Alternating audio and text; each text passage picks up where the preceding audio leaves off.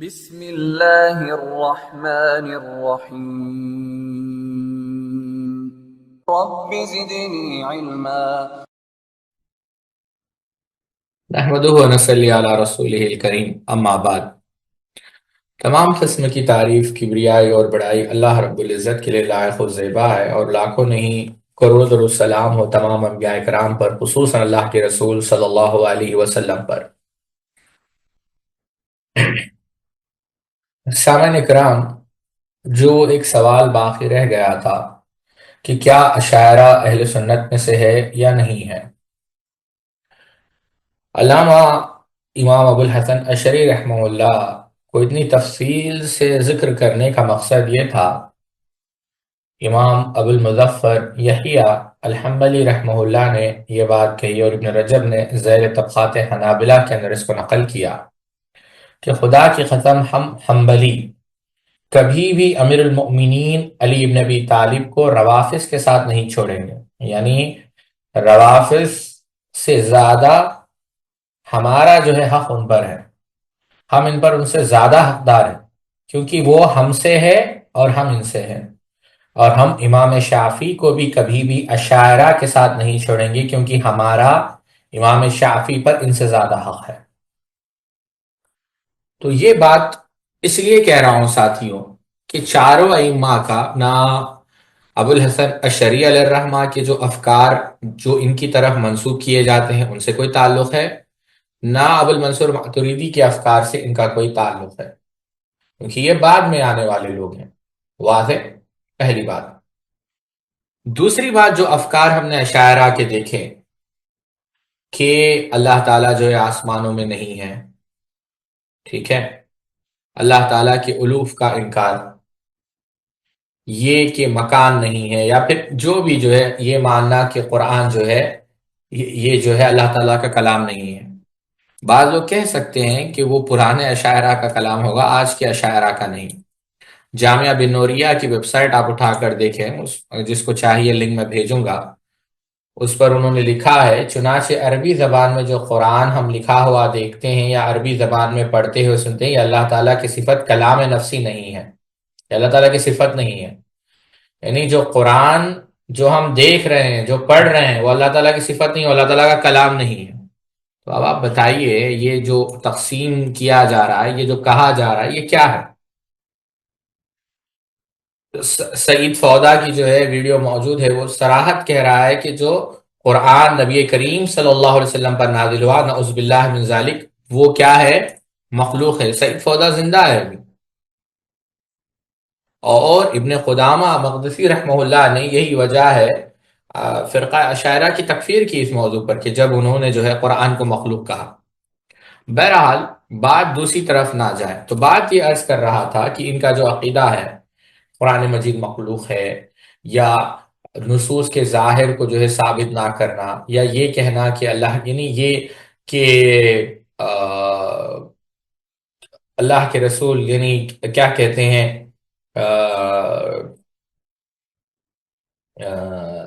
جو دیگر اسماء و صفات ہیں اور دیگر جو ہے ان کے افکار ہیں، یہ پورا جو ہے ہم نے آپ کے سامنے ذکر کیا۔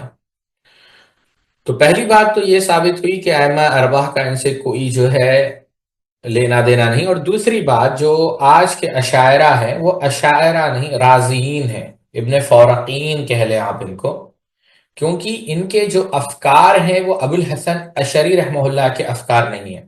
جس طریقے سے آج کے احناف یہ دعویٰ کرتے ہیں کہ ہمارا عقیدہ امام حنیفہ کا عقیدہ ہے، تو امام حنیفہ رحمہ اللہ کے عقیدے سے ان کا کوئی لینا دینا نہیں، اسی طریقے سے اشاعرہ کا بھی ان کے عقیدے سے، اشعریوں کا بھی امام ابو الحسن اشعری کے عقائد سے بھی کچھ لینا دینا نہیں۔ ایک مثال سے بات میں واضح کرتا چلوں، یہ ایک جیسے دیکھیں آپ، جو صحیح بخاری اور اسی طریقے سے دیگر کتابوں کے مترجم گزرے ہیں، نواب وحید الزماں صاحب، جو انہوں نے جب پہلے تو وہ حنفی تھے متشدد، بعد میں انہوں نے حدیث پر عمل کرنا شروع کیا، اہل حدیث نہیں ہوئے، وہ بس حدیث پر عمل کرنا انہوں نے شروع کیا، بعد میں جو ہے پھر تشیع ان کے اندر پایا گیا، تو مرحلے گزرے۔ تو اب آپ دیکھیں مخالفین کیا کرتے ہیں، ان کو اہل حدیث کا عالم جو ہے بنا کر پیش کرتے ہیں، تو ایسا ہی کچھ جو ہے ان کے ساتھ ہوا ہے۔ آپ سمجھے میری بات؟ اچھا، ایک بات یہاں پر میں عرض کرتا چلوں جو بعض اشاعرہ کہتے ہیں، اور ابن عساکر رحمہ اللہ نے بھی یہ دعویٰ کیا کہ جو جمہور علماء امت کے گزرے ہیں، چاہے وہ فقہائے حنفیہ ہو، مالکیہ ہو، شافیہ ہو، یہ اشاعرہ تھے۔ یہ بات غلط ہے ساتھی۔ اس دور میں خود دو علماء نے الرسالہ الواضحہ فی الرد علی الاشاعرہ، جو شرف الاسلام الحنبلی کی تھی، امام ذہبی رحمہ اللہ نے ان کے متعلق کہا کہ شیخ امام العلامہ شیخ الاسلام دمشق کے شیخ الاسلام تھے، انہوں نے اس بات کا رد کیا۔ پھر مختصر فی الرد علی الاشعریہ والقدریہ فی مثل الکلام، یہ امام عمرانی کی کتاب ہے، ان کی جو ولادت ہوئی 489 میں اور انتقال ہوا 558 میں، انہوں نے دونوں نے ابن عساکر کے اس دعوے کو رد کیا۔ اچھا، اب آپ دیکھیں ابن عساکر رحمہ اللہ کی بات کو مان بھی لیا جائے تو امام ابو الحسن اشعری کا انتقال ہوا 324 میں۔ 324 کے بعد امام باقلانی نے، امام فورق نے اور دیگر راضی وغیرہ رحمہ اللہ اجمعین، ان لوگوں نے جو ہے اس مذہب کو جو ہے مدون کیا۔ تو آپ یہ بتائیے کہ اس سے قبل لوگ کس مذہب پر تھے؟ اس سے قبل لوگ کس مذہب پر تھے؟ تو یہ بات درست نہیں ہے کہ یہ کہا جائے کہ جمہور جو ہے علماء جو ہے کیا تھے، جمہور علماء جو ہے سبحان اللہ یہ جو ہے اشاعرہ تھے۔ یہ بات درست نہیں ہے ساتھیوں، ٹھیک ہے۔ اب ایک اور بات ساتھیوں جو سمجھنے کی ہے اور جو کافی اہم ہے کہ اس میں فرق سمجھنا ضروری ہے ساتھی۔ پہلی چیز تو یہ ہم سمجھانا چاہیں گے کہ محض یہ سمجھنا کہ اشاعرہ اور اہل سنہ کا فرق صرف صفات کے متعلق ہے، وہ نہیں ہے۔ ہم نے بتایا آپ کو کہ بہت سارے معاملات میں شیخ مشہور علیہ سلمان حفظہ اللہ نے بھی یہی بات کہی کہ اہل سنت اور اشاعرہ کا صرف صفات کے باب میں، توحید کے باب میں اختلاف نہیں۔ جو معتزلہ کا جو عقیدہ تھا تحسین و تخبیہ نبوت کے متعلق، کہ نبوت اللہ تعالیٰ کس کو بھی، یعنی وہ ذکر کیا انہوں نے، میں وہ الفاظ بھی دہرانا نہیں چاہتا، اللہ نے تیمیہ ابن قیم نے اس کا رد کیا۔ نبوت کے باب میں ہمارا اختلاف ہے۔ اور دوسری بات یہاں پر یہ بھی یاد رکھیں، جو مالکیہ کے اشاعرہ ہیں وہ الگ ہیں، جو شافیہ کے اشاعرہ ہیں ان کے افکار الگ ہیں۔ پھر حنابلہ کے اندر، اب جیسا ابن یہاں پر جو کہا گیا، آپ لوگوں نے ابھی دیکھا کہ ہم حنبلی، ابن رجب کے حوالے سے جو ہم نے قول نقل کیا ذہن طبقات حنابلہ سے، ہمیشہ سے جو ان میں لڑائی رہی، بلکہ جو اشاعرہ تھے وہ اتنے متعصب تھے۔ ابن کثیر رحمہ اللہ نے ایک مقام پر لکھا ہے کہ عزیز ابن عبد الملک جو قاضی تھے، یہ فروعی مسائل میں تو شافی تھے لیکن اصول میں اشعری تھے، اور جو حنبلی تھے باب الاصل کے جو لوگ تھے ان کے درمیان بہت جو ہے لڑائیاں ہوتی تھی، یعنی اتنا تعصب تھا۔ آپ اس سے اندازہ کریں کہ ایک آدمی جو ہے، انہوں نے ایک آدمی کو دیکھا جو گدھے کو تلاش کر رہا ہے، تو انہوں نے کہا کہ تم ایک حنبلی کو دیکھ لو یا حنبلی کو یعنی اس کو پالو، تو گویا تم نے گدھے کو پال لیا۔ اور یہاں تک کہا انہوں نے کہ اگر ایک آدمی قسم اٹھائے کہ میں انسان کو نہیں دیکھوں گا اور وہ حنبلی کو دیکھ لے تو اس کی قسم نہیں توڑتی، کیونکہ حنبلی گدھا ہے، نعوذ باللہ من ذالک۔ ابن کثیر رحمہ اللہ نے، آپ جو 494 ہجری کے جو واقعات ہیں وہ اٹھا کر دیکھیں، آپ کو اتنا تعصب ملے گا۔ اور یعنی ایک اور واقعہ بات سے بات یاد آ گئی، جو ابناء ابو بکر شاشی تھے، یا ابو بکر شاشی کے جو بیٹے تھے یوسف بن داؤد جو ہے رحمت اللہ علیہ، وہ درس دے رہے تھے،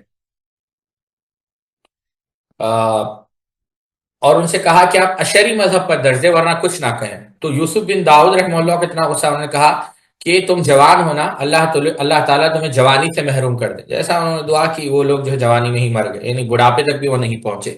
بہت جو ہے اختلاف تھا ان لوگوں کے درمیان۔ بہرحال بات دوسری طرف نہ جائے تو بات یہ عرض کر رہا تھا، تو اشاعرہ اور اہل سنت میں صرف اس میں اختلاف نہیں ہے ساتھیوں، یہ پہلی بات ہے، ٹھیک ہے۔ اب آتے ہیں کہ کیا اشاعرہ جو ہے اہل سنت میں سے ہے یا نہیں ہے، یہ ایک سوال ہے ساتھی۔ اب اس کو حل کرتے ہیں۔ پہلی چیز تو ہمیں، پہلا نقطہ تو یہ یاد رکھنا ہے کہ اہل سنت والجماعت یا جرح و تعدیل، آپ جو قواعد اٹھا کر دیکھیں گے کہ اہل سنت والجماعت ہمیشہ عدل سے کام لیتے ہیں ساتھی، ہمیشہ عدل سے کام لیتے ہیں۔ میں یہ بات اس لیے عرض کر رہا ہوں کہ آپ امام بہقی رحمۃ اللہ علیہ کو لے لیں، جن کا ذکر ہم نے ابھی کیا ہے، اور میں نے آپ کو بتایا ہے کہ امام بہقی رحمۃ اللہ علیہ کے متعلق امام عبد الرحمن مؤلمی رحمۃ اللہ علیہ، امام بہقی رحمۃ اللہ علیہ، عبد الرحمن مؤلمی رحمۃ اللہ علیہ لکھا ہے کہ میں اللہ کی قسم ابن فورخ پر افسردہ نہیں، لیکن میں ان کے سحر میں یعنی ان کے جادو میں مبتلا امام بہقی پر افسردہ ہوں، جو ابن فورخ وغیرہ کے روب سے بھر گئے اور ان کے سامنے سر تسلیم کر لیا۔ یعنی امام بہقی سے متاثر ہو گئے تھے، اس پر جو ہے کیا ہوا، امام عبد الرحمن مؤلمی جو اس وقت کے امام ذہبی کہلائے، وہ کہتے ہیں کہ مجھے اس بات پر بہت افسوس ہے۔ تو کیا ساتھیوں ان کی تکفیر کی جائے گی؟ نہیں، نعوذ باللہ من ذالک، بالکل بھی نہیں۔ ایک بات یاد رکھیے ساتھیوں، رائے پر، کسی فکر پر تنقید کرنا الگ چیز ہے، کسی شخصیت کی تکفیر کرنا الگ چیز ہے۔ تکفیر معین یہ اہل علم کا کام ہے، یہ اہل علم کریں گے۔ ہم کسی رائے پر تو نقد کر سکتے ہیں، کسی فکر پر، میں نے پہلے بھی کہا اور اس بات کو ہم نے پچھلے درسوں میں بھی تفصیل کے ساتھ رکھا، ایک قول کا کفر ہونا الگ چیز ہے۔ ہم نے 5-6 قواعد بھی بیان کیا آپ کے سامنے، دوبارہ ہم اس کو جو تکفیر کے اصول و ضوابط ہے وہ دہرانا نہیں چاہتے، لیکن 2 مثالیں میں آپ کے سامنے نقل کرتا ہوں تاکہ جو میں کہوں وہ بات واضح ہو جائے۔ اور ہم کم علم کیا کہیں، الفتاوى بین مطابق الشعر والمسار الحوا، یہ جو ہے شیخ صالح بن عبدالعزیز آل شیخ جو اس وقت منسٹر بھی ہے، ان کی کتاب ہے، اور انہوں نے کافی ساری مثالیں دی۔ 2 مثالیں میں دیتا ہوں، عربی میں ہے، میں کوشش کروں گا کہ اس کا ترجمہ آپ کے سامنے رکھوں۔ کہتے ہیں، اس سے قبل علامہ البانی رحمۃ اللہ علیہ کی ایک رائے میں آپ کے سامنے رکھتا ہوں۔ علامہ البانی رحمۃ اللہ علیہ سلسلۃ الہدی والنور کہتے ہیں کہ انہیں ایک ایسا عالم چاہیے جس کے اندر جو ہے کوئی خطا نہ پائی جائے۔ تو یہ ایسے ہی ہوگا، مجھے شعر یاد آیا، علامہ البانی کہہ رہے ہیں کہ ایسا دوست چاہیے جس کے اندر جو ہے کوئی عیب نہ ہو۔ کیا ایسا ہو سکتا ہے کہ لکڑی جلے اور دھواں نہ ہو؟ یہ ناممکنات میں سے۔ حافظ تو حافظ ہے، چاہے لوگ انہیں پسند کریں یا نہ کریں، یعنی ابن حجر اسقلانی۔ یہ بات کہ انہوں نے بعض صفات یا آیات کے اندر تعویل کی، یہ ان کا جو مقام حدیث میں ہے اس سے نہیں چھینتا۔ تو ہمیں اس بات پر کافی ہونا چاہیے، اس بات پر اتفاق کرنا چاہیے کہ ہم ان کے علم کا اعتراف کریں، ان کے فضل کا اعتراف کریں، نہ ہی حدیث میں، لغت میں، شاعری میں، علماء کے آراء کو جاننے میں، اہل علم کے علم کلام یعنی جو علماء کلام تھے فقہ میں۔ یہ تو کہ بات یہ ہے کہ بعض جگہ تھوڑا انحراف پایا جاتا ہے، لیکن منہج سلف سے مکمل انحراف نہیں ہے۔ یہ شیخ البانی رحمہ اللہ نے بات کی۔ اب آتے ہیں پھر دوبارہ جہاں سے ہم نے بات شروع کی تھی، شیخ صالح علیہ شیخ کہتے ہیں، ابن خزیمہ رحمہ اللہ نے صفت سورہ، اس کے اندر جو ہے انہوں نے اس کا انکار کیا۔ شیخ الاسلام علامہ ابن تیمیہ رحمۃ اللہ علیہ نے اس کا رد کیا لگ بھگ 100 صفحات میں، لیکن اس کے باوجود علماء ابن خزیمہ رحمۃ اللہ علیہ کو امام الائمہ کہتے ہیں، اور علماء سنت اس بات پر راضی نہیں کہ کوئی بھی ابن خزیمہ رحمہ اللہ کا رد کرے، ان پر طعن کرے، کیونکہ انہوں نے کتاب التوحید لکھی جو اللہ تعالیٰ کے توحید کے دفاع میں، اللہ تعالیٰ کے اسماء و صفات کو ثابت کرنے میں، یعنی اس کو بھر دیا اس سے۔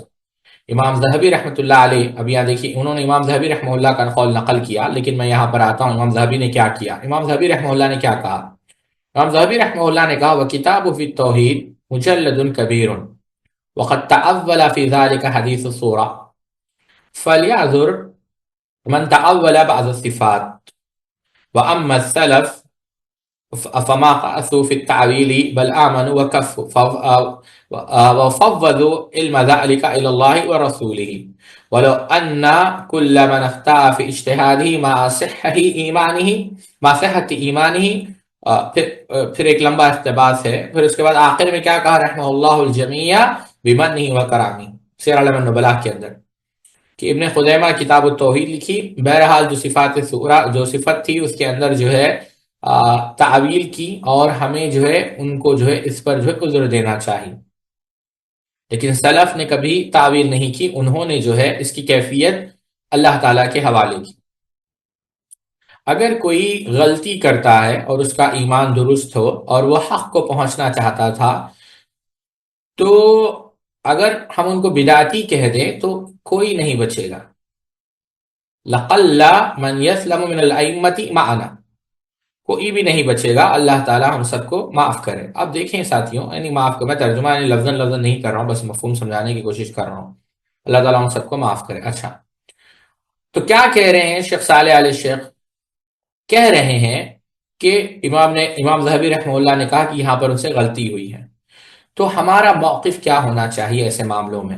شیخ صالح علیہ شیخ کہتے ہیں موقف یہ ہونا چاہیے کہ اصول الدین میں وہ ہمارے موافق تھے، سنت کے مسائل میں ہمارے موافق تھے، اور توحید کا انہوں نے دفاع کیا، ہمیں جو ہے ان سے ان کا تعاون کرنا چاہیے، اور علم نافع میں جو ہے ان کا نشر و اشاعت کرنا چاہیے، اور جو ان کی دعوت ہے، جو ان کے بنیادی اصول ہے، یہ تو اسی طریقے سے اگر آج بھی ایسا ہو تو کیا ہے ساتھیوں، نصیحت کرنی چاہیے، دلیل کے ساتھ رد کرنا چاہیے، لیکن جو ہے ان کے پاس کیا ہے، یعنی ان پر یعنی تہمتیں طعنیں جو ہے نہ کرنا چاہیے۔ یہی منہج جو ہے جو دعات ہیں، یعنی ائمہ دعوت، یعنی جو دعوت کے میدان کے ائمہ ہیں، ان کا یہ رہا ہے، اور یہی بات معروف ہے۔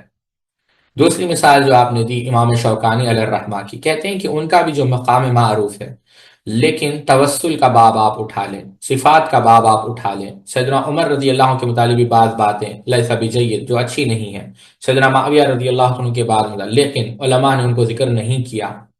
شیخ سلیمان ابن سہمان نے کتاب لکھی تبریات کیا ہے یہ کتاب،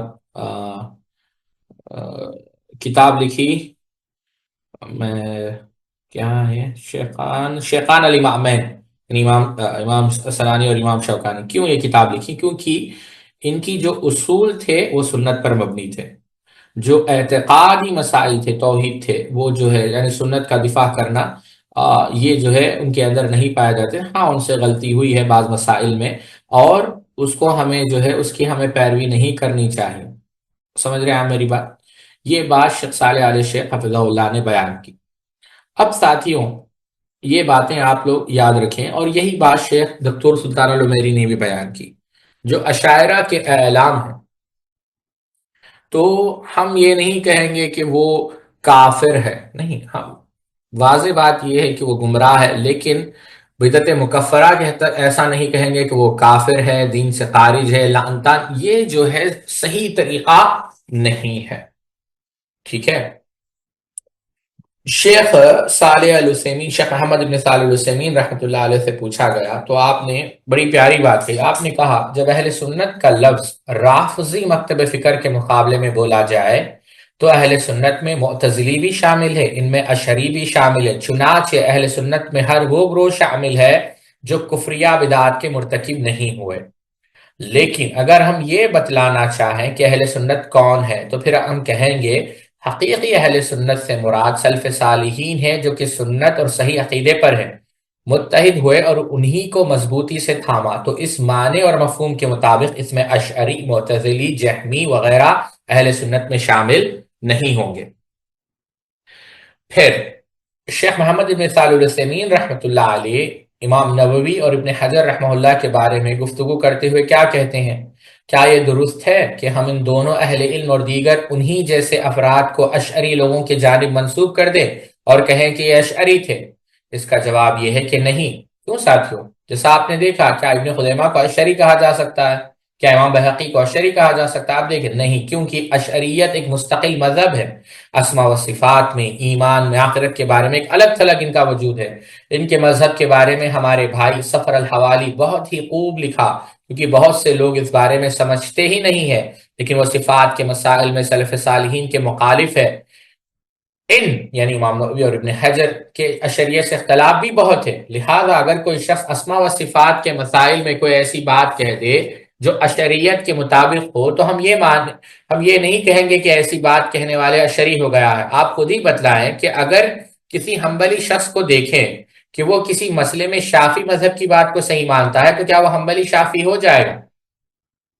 آپ سمجھے میری بات؟ کیا حنبلی شافعی ہو گیا؟ تو امام نووی امام ابن سیرین رحمہ اللہ یہ بات کریں، پھر کہتے ہیں خاص طور پر ان دونوں یعنی ابن حجر امام نووی اہل علم نے احادیث رسول صلی اللہ علیہ وسلم کی خدمت میں جو کچھ پیش کیا ہے مجھے آج تک ان جیسی خدمات پیش کرنے والا نظر نہیں آیا۔ نیز آپ کو یہ بھی محسوس ہوگا کہ اللہ تعالیٰ نے ان کی کاوشوں کو قبول فرما لیا ہے۔ میں اللہ تعالیٰ پر قسم تو نہیں ڈال سکتا کہ ان دونوں کی مؤلفات کو لوگوں میں کس قدر پذیرائی ملی، تاہم یہ کہہ سکتا ہوں کہ اہل علم نے ان کتابوں سے خوب فائدہ اٹھایا، بلکہ عوام الناس بھی ان سے مستفید ہو رہی ہے۔ اب خود ہی دیکھ لیں کہ کتاب ریاض الصالحین ہر مجلس میں پڑھی جاتی ہے، ہر مسجد میں اس کا درس ہوتا ہے، لوگوں کو اس سے بہت فائدہ ہو رہا ہے۔ میری دلی تمنا ہے کہ میری بھی ایسی کوئی کتاب ہو جس سے ہر کوئی اپنی مسجد میں یا گھر میں مستفید ہو۔ اللہ اکبر۔ یہ بات شیخ محمد بن صالح العثیمین رحمہ اللہ کہہ رہے ہیں۔ اور ساتھیوں یہ ہوتا ہے، آپ دیکھیں اسماء و صفات کے باب میں بھی ایک مثال میں دیتا چلوں، آپ رفیق لے لیں، کیا اللہ تعالیٰ کا نام ہے یا نہیں ہے؟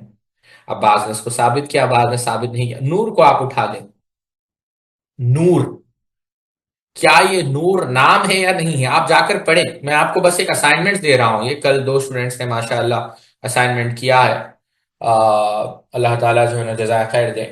اب آپ دیکھیں کیا نور یا اللہ، اب تو کیا ہوگا اگر یعنی یہ چیزیں جو ہے بسا اوقات یعنی آپ اس کی نیک نیتی بھی دیکھیں، اور یہ جو حکم لگانا ہے یہ علماء کا کام ہے، ہم جیسے لوگوں کا نہیں، ٹھیک ہے؟ اب چلیں اہل علم میں اس کے کیا کیا جوابات یہ وہ دیکھتے ہیں، ٹھیک ہے؟ کیونکہ ایک تھوڑا سا جو ہے ایک مجمل آپ کو سمجھ میں آئے، اس وجہ سے میں نے پہلے ہی شیخ محمد بن صالح العثیمین رحمہ اللہ کا جو ہے قول آپ کے سامنے نقل کیا۔ قاضی ابو یعلا ابن الفرا الحنبلی رحمہ اللہ، جن کا انتقال 458 ہجری میں ہوا، جو بغداد میں اس وقت حنابلہ کے امام تھے، وہ کہتے ہیں اس بات کو جان لو کہ ان روایات کا رد کرنا جو اللہ تعالیٰ کی صفات میں وہ جائز نہیں ہے، جو اللہ تعالیٰ کی صفات کے متعلق وارد ہوئے جیسے معتزلہ نے کیا ہے، نہ ہم ان روایات میں جو ہے تعویل سے کام لیں گے یا تعویل میں جو ہے اپنے آپ کو مبتلا کریں گے جیسا اشریہ نے کیا ہے۔ واجب کیا ہے کہ ظاہر پر اس کو لیں گے، اللہ تعالیٰ کی صفات ہے، تشبیہ سے کام نہیں لیں گے، اور اس کو ثابت کریں گے جیسے ہمارے امام ابو عبداللہ احمد بن محمد بن حنبل نے اور اصحاب الحدیث نے ثابت کیا، ٹھیک ہے؟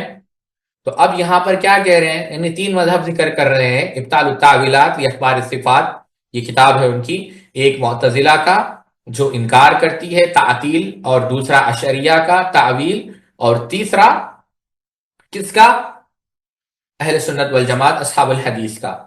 تو عدل یہی ہے، شیخ محمد صاحب سے نے اور ایک بات بھی کہی، بعض معاملات میں مثال کے طور پر جو یعنی یہ بات آپ خلاصہ ہو سکتا ہے میں بھول جاؤں یہ بات، شیخ محمد بن صالح العثیمین رحمہ اللہ نے یہ بھی بات کہی کہ خلاصہ یہی ہے اور عدل کا تقاضا بھی یہی ہے کہ جن معاملات میں وہ اہل سنت کے موافق ہے، ایک مثال جیسے تعدیل یعنی صحابہ کی عدالت کے بارے میں، ان معاملات میں ہم اہل سنت سمجھتے ہیں، اور جن معاملات میں وہ اہل سنت کے مخالف ہے، سلف کے منہج سے ہٹے ہوئے ہیں، ہم ان معاملات میں ان کو اہل سنت میں سے نہیں سمجھتے۔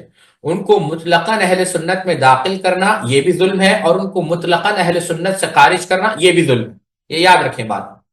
ابو الوفا ابن عقیل الحنبلی رحمہ اللہ، جن کا انتقال 513 ہجری میں ہوا، رد علی الاشاعرہ، اس کے اندر صفحہ نمبر 69 ہے، اشاعرہ جو ہے جہمیہ کی طرح وہ تعویل کرنے لگے، یعنی اور یہاں پر جو انہوں نے یہی بات، یعنی پھر یہ کہا کہ اب یہ کیا ہے، اگر آپ عبارت کا حل کر یعنی یہی بات وہ کہنا چاہتے ہیں کہ انہوں نے جو ہے جہمیہ کی پیروی کی۔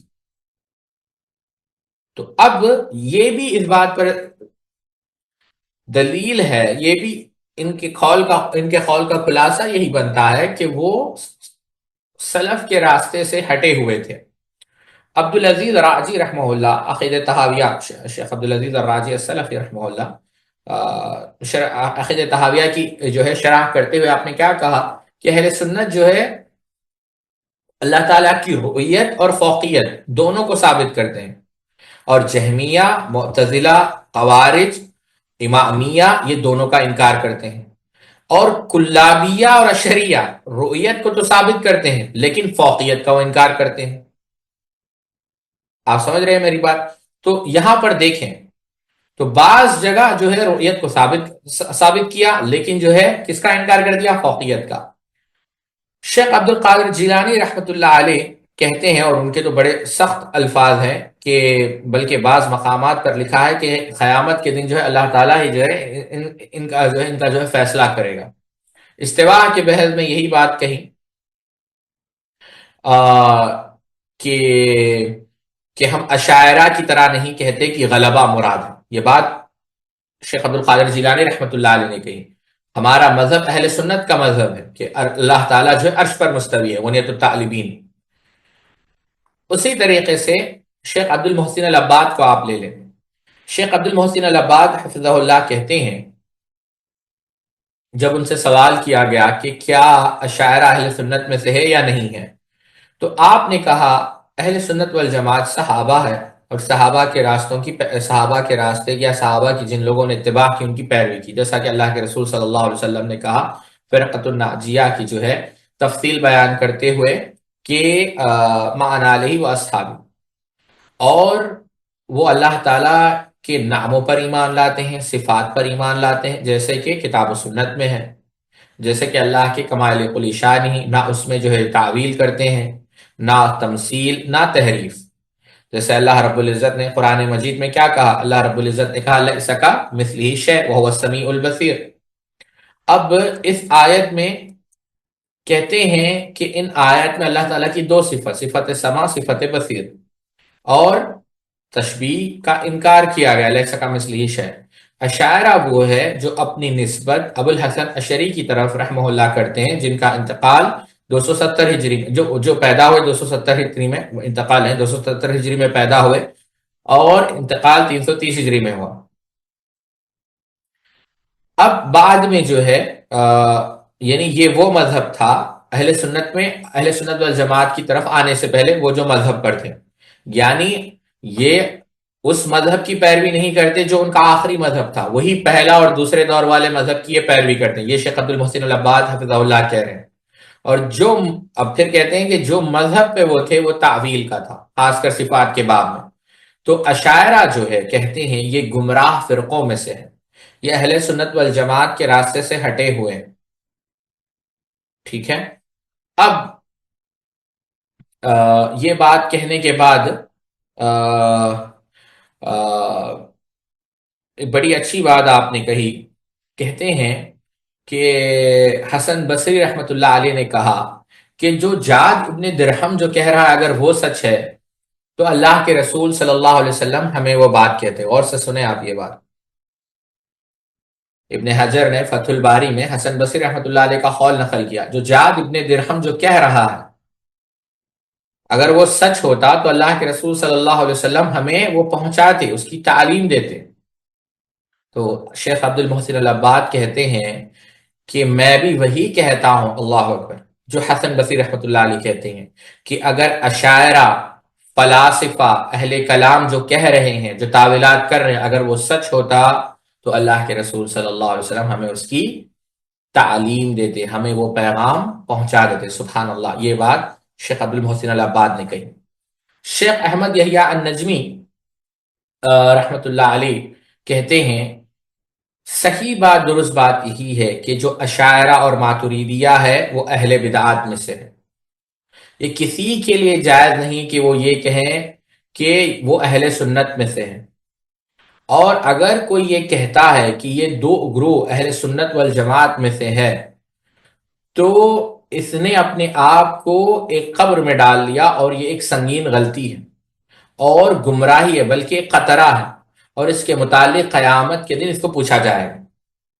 شیخ الاسلام ابن تیمیہ نے تو بعض مقامات پہ مناظروں میں ان لوگوں کی تکفیر بھی کی ہے، لیکن وہ تکفیر کیوں کی ہے وہ ایک الگ مسئلہ ہے، ٹھیک ہے۔ یہ بات کس نے کہی؟ شیخ احمد یحییٰ النجمی رحمۃ اللہ علیہ نے۔ اچھا، اب آتے ہیں آگے ساتھیوں، یہ شیخ احمد یحییٰ النجمی رحمہ اللہ نے یہ بات کہی۔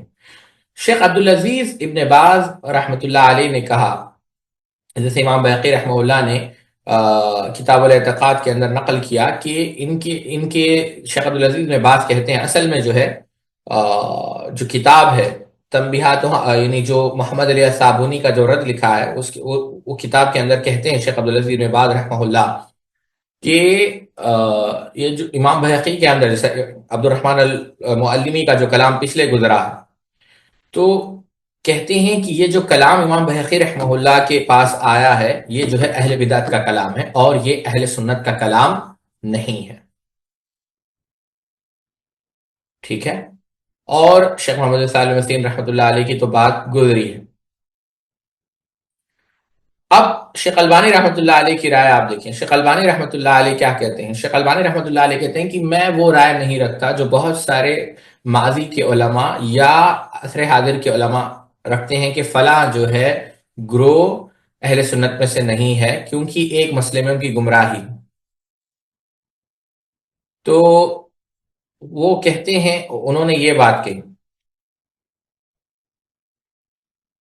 تو بہرحال اور اس کے بھی بعد انہوں نے جو ہے جیسا پھر کہتے ہیں پھر اس کے بعد کہتے ہیں یہ یعنی اعتدال بیان کرنے کے بعد، لیکن وہ لوگ جو کہتے ہیں جیسا کہ آج کل کے اشاعرہ کہتے ہیں کہ مذہب سلف جو ہے امان، مذہب سلف میں امان ہے، لیکن مذہب خلف میں جو ہے تفسیر ہے اور اس کے اندر یعنی دقیق ہے، تو اس وقت ہم کہتے ہیں کہ انہوں نے اہل سنت کو چھوڑ دیا. یہ بات شیخ البانی رحمۃ اللہ علیہ نے کہی. اور شیخ البانی نے آگے بھی کہا کہ عدل والا جواب یہی ہے کہ یہ اہل سنت والجماعت میں سے ہے بعض اشیاء میں، اور اہل سنت والجماعت میں سے نہیں ہے بعض اشیاء میں. یعنی یوں سمجھے بہت سارے اشیاء میں یہ اہل سنت والجماعت میں سے ہے اور بہت کم اشیاء میں اہل سنت والجماعت میں سے. بہرحال اس سے اختلاف کیا جا سکتا ہے. تو یہ اہل علم کا قول ہے کہ آیا یہ اہل سنت والجماعت میں سے ہے یا نہیں ہے. یہ مختصر سی باتیں تھیں. اللہ تعالیٰ سے دعا ہے اللہ رب العزت ہم سب کو حق قبول کرنے کی توفیق عطا فرمائے. سبحانک اللہم و بحمدک اشہد ان لا الہ الا انت استغفرک و اتوب الیک.